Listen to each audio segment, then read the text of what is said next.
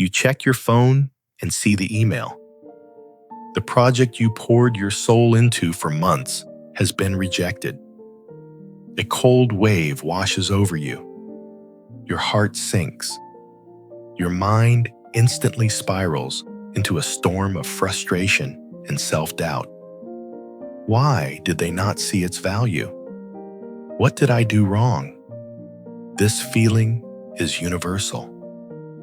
We encounter a setback, and our entire system goes into revolt. We feel attacked, wronged, defeated. But what if this entire reaction is based on a single, correctable error? A fundamental mistake about what actually belongs to you. The ancient Stoics had a name for this error. They called it the confusion of the dichotomy of control. And today, we are going to reimagine it with a simple, modern tool. We call it the split sheet. Think of your mind as a master craftsman's workshop, a place of order and purpose. Right now, for many of us, that workshop is a mess. Tools are scattered, projects are mixed up. We are trying to work on things we cannot change, and we are ignoring the tools we actually own. The split sheet is the first and most vital step to cleaning that workshop. It is not a complex philosophy. It is a practical sorting mechanism. You take a situation, any situation, and you split it into two simple columns. What is within my power and what is not? This is the core of Stoic wisdom. Epictetus opened his Enchiridion with it. Your happiness depends on understanding this split. Let's make it concrete. Imagine a person named Alex. Alex just gave a major presentation at work. He prepared for weeks. He knew the material inside and out. He practiced his delivery. He anticipated questions. He did everything within his power to succeed. The presentation ends. Now, he is waiting for feedback from the senior managers. This is the moment of truth. The old Alex would be a bundle of nerves. He would refresh his email constantly. He would interpret every passing glance from his boss as a sign of impending doom or glorious success. His emotional state would be entirely hostage to a decision he cannot control. Let's apply the split sheet. On the left, what is within Alex's power? His preparation, his knowledge of the content, the clarity of his slides, his effort, his attitude today, after the presentation, his choice to continue working diligently on other tasks, his decision to learn from the experience regardless of the outcome. That is his column. That is his workshop. On the right, what is not within his power? The final decision of the managers, their personal biases, the company's budget this quarter, a competitor's proposal that was simply cheaper, the mood his boss is in while reviewing the report. That column belongs to the world. It is external. By doing this split, Alex achieves a profound shift. He sees that his self-worth, his evaluation of his own effort, is located entirely in the left column. He controlled his part. It was well done. The outcome, the right column, is a separate matter. It is a report on external conditions, not a verdict on his character or capability. This is the micro move for today. I want you to do this once, right now. Think of one current source of anxiety in your life. Take a blank piece of paper or a new digital note. Draw a line down the middle. Label the left side, my workshop. Label the right side, the world's weather. Now, sort your thoughts about that situation into these two columns. Be brutally honest. Is your colleague's rude comment yours to control? It goes in the world's weather. Is your reaction to it and your subsequent choice of words? That goes in your workshop. Is the stock market's performance yours? World's weather. Is your monthly savings rate? Your workshop. Spend no more than 3 minutes on this. The goal is not to solve the problem. The goal is to see it clearly. Divide it into what is yours to manage and what is not. This act of sorting is the first and most critical step toward emotional resilience. You are cleaning your workshop. You are reclaiming your tools. You have a difficult conversation looming. Maybe it is with your partner about a recurring issue. Maybe it is asking your boss for a raise. You play the script over and over in your head. You imagine their responses. You get angry at things they have not even said. You are preparing for a battle in the wrong arena. The anxiety does not come from the conversation itself. It comes from a misplaced focus. You are trying to control their reactions, their feelings, their words. That is a recipe for exhaustion. Last time, we built the split sheet. We learned to sort what is ours from what is not. Today, we go deeper. We build your inner scorecard. This is how you stop grading yourself on external results. The inner scorecard is your private measure of success. It is based entirely on your intentions and your efforts, the things in your left column. The world uses an outer scorecard. It judges you on outcomes, wins, losses, approvals, and rejections, all the things in the right column. When you live by the outer scorecard, you are letting a fickle, unpredictable world be the judge of your worth. It is like letting the weather decide if you are a good person. The Stoics called this living by externals. Seneca wrote about the importance of judging yourself by your own standards. The inner scorecard is that standard. It is your personal set of principles and the proofs that you lived by them. Let's return to Alex. He applied for a promotion. He used his split sheet. He knew that preparing a strong application was in his workshop. The final decision was the world's weather. The day arrives. He does not get the promotion. The outer scorecard flashes a big red failure. This is the critical moment. If Alex only has an outer scorecard, he is crushed. He feels defeated. He might become bitter or disengage from his work. But Alex has been building his inner scorecard, so he opens it. He reviews his principles. One of his principles is professionalism. What was the proof? He submitted a thorough and honest application on time. Another principle is continuous learning. The proof? He asked for feedback from the hiring manager to understand what skills to develop. Another principle is resilience. The proof? He returned to his desk and focused on his current responsibilities with dignity. On his inner scorecard, he scored high. The external outcome was a no, but his internal performance was a success. This is not about making excuses. It is the opposite.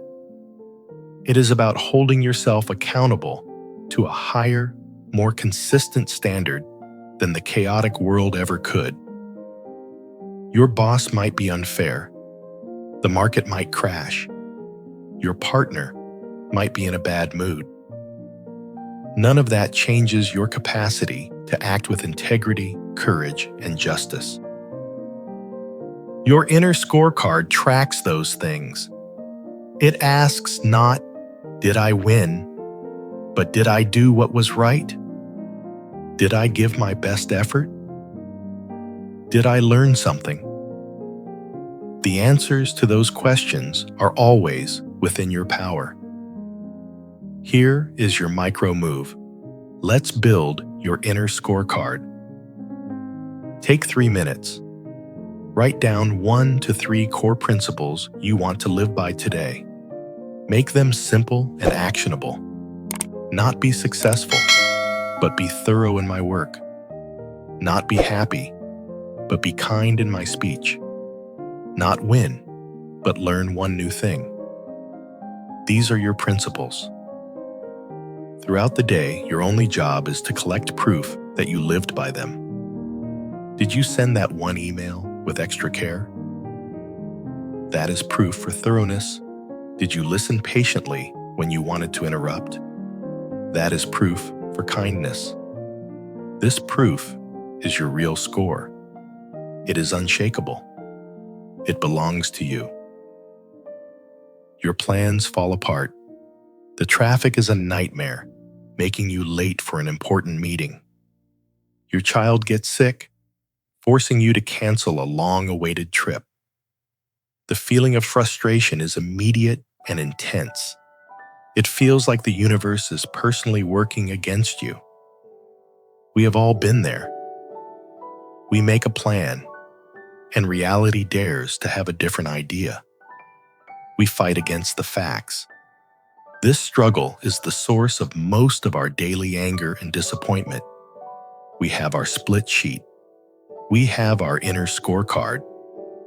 Now, we need a method to navigate the moment when the world's weather directly impacts our workshop. We need the Stoic Ladder. It has 3 rungs: fact, reframe, action. The first rung is fact. This is the simple, non-judgmental acknowledgement of what has happened.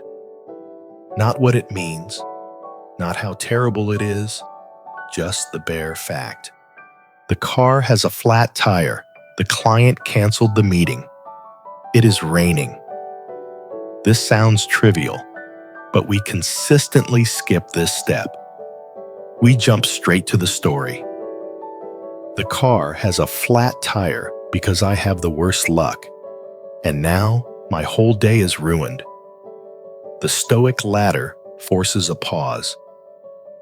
You must state the fact, cleanly, without drama. Marcus Aurelius constantly reminded himself to see things as they are, not worse than they are. This is the discipline of fact. The second rung is reframe. This is where you apply your Stoic wisdom.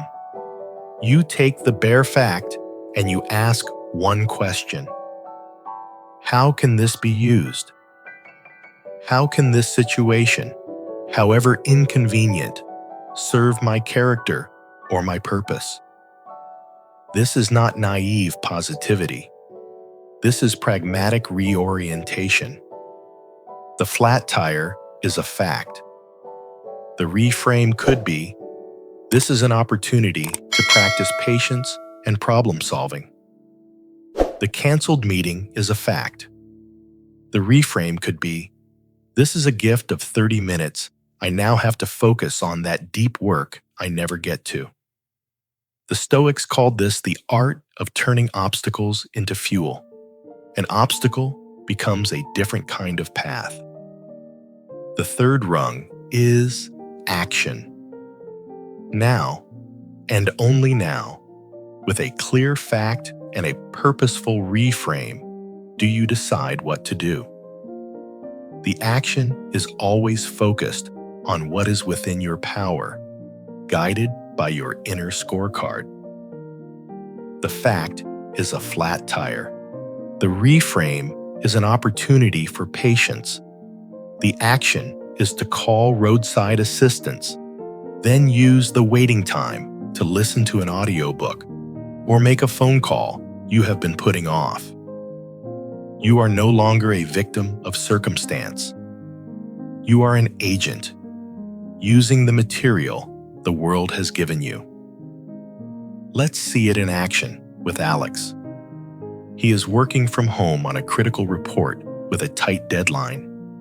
The fact, the internet goes down. His initial, untrained reaction would be panic and fury. But he uses the latter. Fact, the internet connection is lost. Reframe.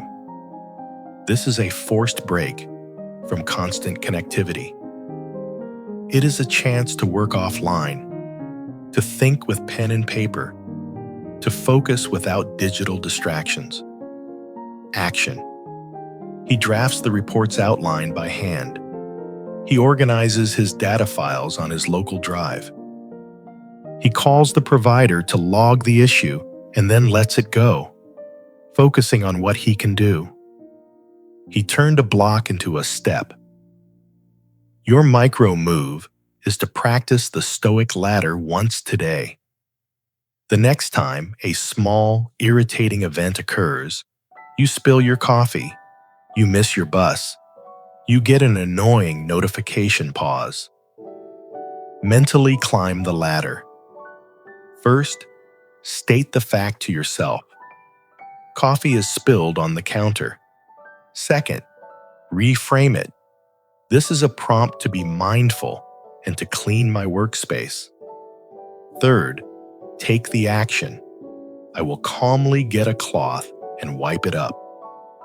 This 3-step drill rewires your brain away from helpless frustration and toward purposeful action. You are building a reflex of agency.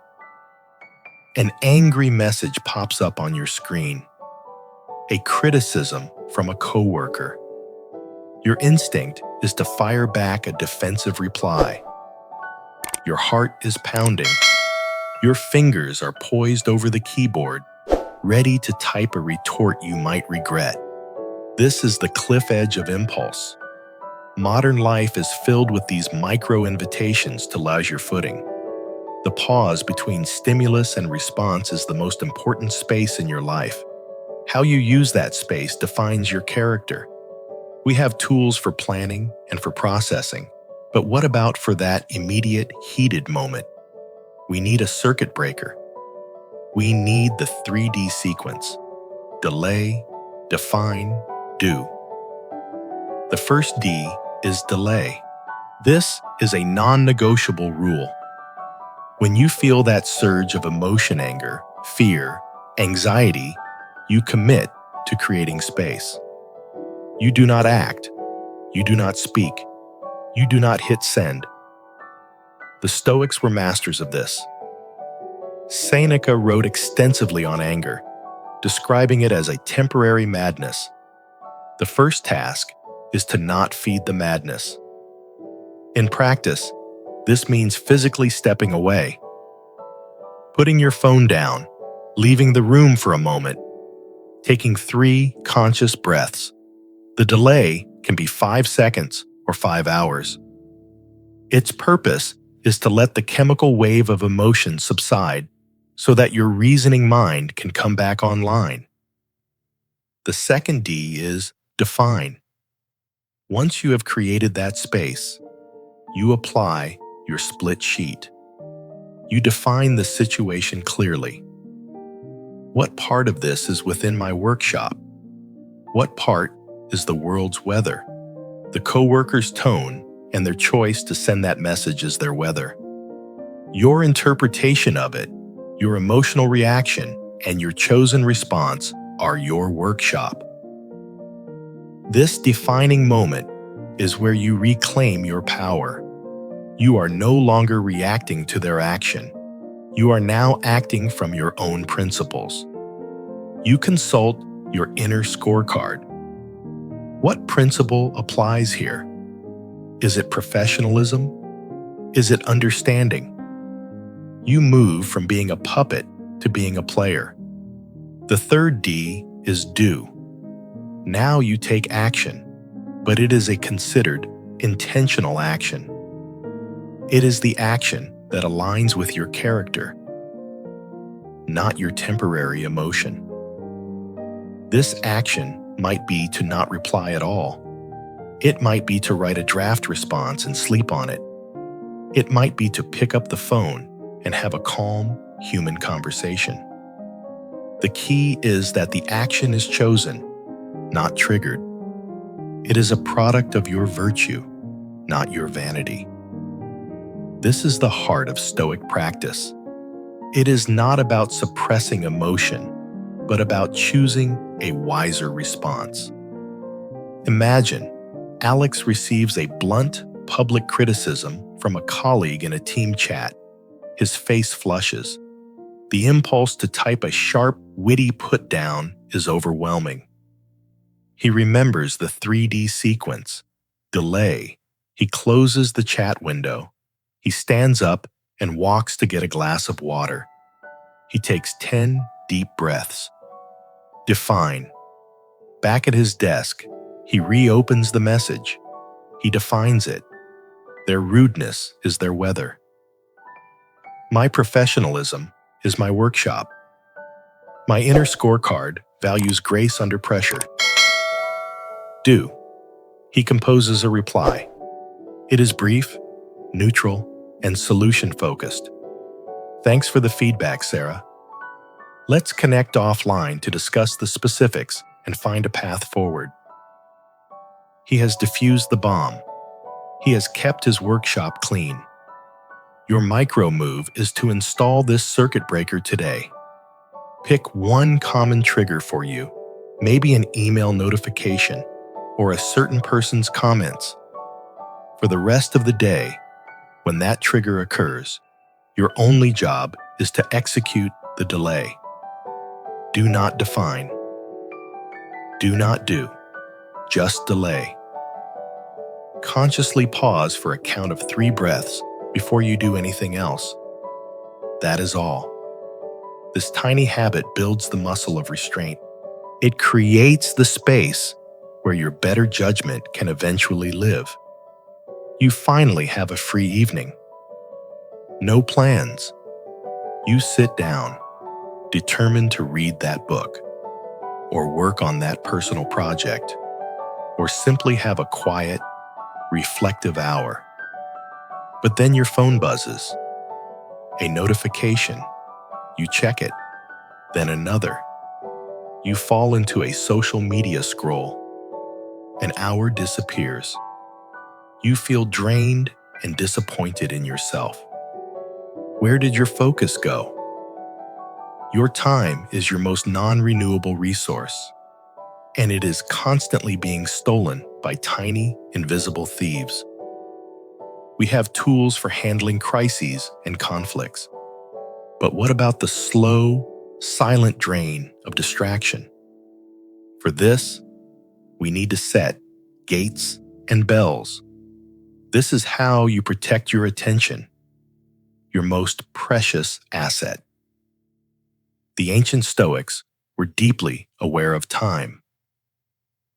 Seneca's letter on the shortness of life is a masterpiece on this theme. He argues that life is long enough if you know how to use it. But we fritter it away on things that do not matter. We are not present in our own lives. Gates and bells are a simple physical system to reclaim your presence. A gate is a boundary you set for an incoming distraction. A bell is a scheduled moment you set for a purposeful pause. Let's start with gates.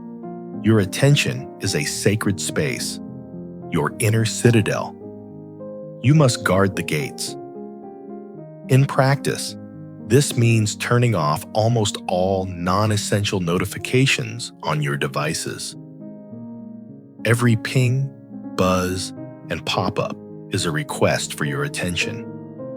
Most of them are spam for your mind. You would not let strangers walk into your home unannounced. Do not let them walk into your mind. A gate is a rule you set. I do not check email after 7 p.m. My phone stays on Do Not Disturb during deep work sessions. I leave my phone in another room during dinner. You are the gatekeeper. You decide what enters your mental space and when. Now bells. In monasteries, a bell would ring to call the monks to prayer, to pull them from their work and back to the present moment. We can use the same idea. A bell is a scheduled, intentional interruption. But unlike a notification, it is an interruption you choose, designed to bring you back to yourself. Set a timer or a calendar alert to go off at random times during the day. When the bell rings, your task is simple. Pause for 15 seconds. Ask yourself one question. Am I using this moment or am I wasting it? That is all. This is not about productivity. It is about presence. Are you actively engaged in what you are doing? Or are you mentally scattered, lost in worry or mindless consumption? Alex decides to implement gates and bells. He turns off all social media and news notifications on his phone. He sets a gate for his work email. He will only check it at 10 a.m., 1 p.m., and 4 p.m. The rest of the time, the app is closed. This single change creates huge stretches of uninterrupted focus. He also sets 3 bells throughout his day. They are gentle chimes on his watch. When one rings during a stressful afternoon, he stops. He takes a breath. He asks the question. He realizes he was just staring at a spreadsheet while worrying about a future meeting. He was not using the moment. That simple awareness allows him to refocus on the task at hand or to consciously decide to take a proper break. Your final micro move is to set one gate and one bell for tomorrow. Choose one notification you can permanently silence. That is your gate. Then, set one random alarm on your phone for sometime tomorrow. Label it bell. When it rings, perform the 15-second check-in. Ask the question, am I using this moment? This is not about creating a rigid, joyless life. It is the opposite. It is about creating the space and awareness to truly live your life. Instead of having it slip through your fingers, stolen one distraction at a time, you are building a life of intention, one guarded gate and one mindful bell at a time.